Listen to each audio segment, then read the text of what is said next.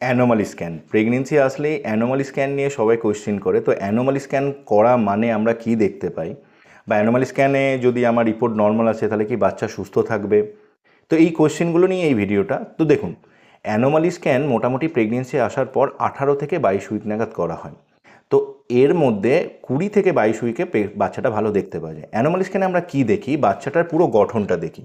বাচ্চার মাথাটা হয়েছে কিনা, বুকটা তৈরি হয়েছে কিনা, পেটটা তৈরি হয়েছে কিনা, কিডনি, স্টমাক, হার্ট, 4টে হাত পা তৈরি হয়েছে কিনা, এইগুলো আমরা দেখি অ্যানোমালি স্ক্যানে। অ্যানোমালি স্ক্যানে যে গাইডলাইনটা ইউজুয়ালি ফলো করা হয় সেটা হচ্ছে ইসুগের গাইডলাইন। সেই গাইডলাইন ওয়াইজ আমরা কিন্তু হাতের এই পর্যন্ত দেখি, এইখানে হাতের আঙুল, পায়ের আঙুল ইউজুয়ালি গোনা হয় না।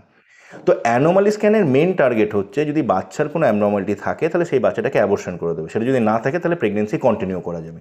এখন বাচ্চা তো আস্তে আস্তে বড় হবে, তো অ্যানোমালি স্ক্যানের পরবর্তীকালেও অনেক রকমের সমস্যা বাচ্চার হতে পারে, সেটা কিন্তু অ্যানোমালি স্ক্যানে আসে না।